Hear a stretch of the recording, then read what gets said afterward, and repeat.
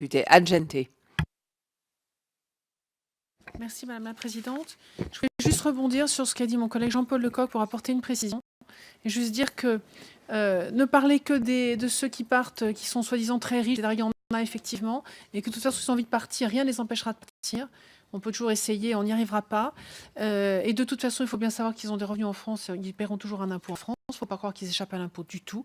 Et en revanche, je voudrais mettre l'accent sur ceux qui, en revanche, partent parce qu'ils ont des tout petits revenus, et on en a beaucoup, et qui sont français, et qui ne trouvent pas ici un niveau de vie décent, et qui partent ailleurs.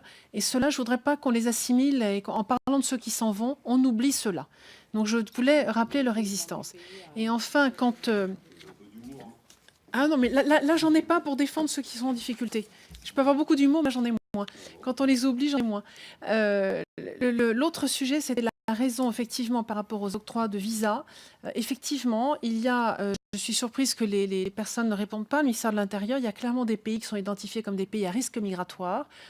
C'est bien le sujet du rapport de notre collègue Paul-Henri Dumont. Donc, on ne peut pas accueillir tout le monde. On peut le regretter, mais c'est une réalité. Et donc, il y a des pays clairement identifiés.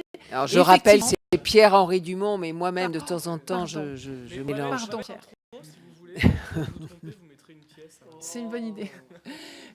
Et voilà. Et du coup, il y a effectivement des personnes qui ne reçoivent pas visa. Et moi, j'ai personnellement tout le temps des personnes qui me sollicitent et qui déclarent du pur déclaratif et dans une situation dramatique et c'est épouvantable de ne pas aller en France.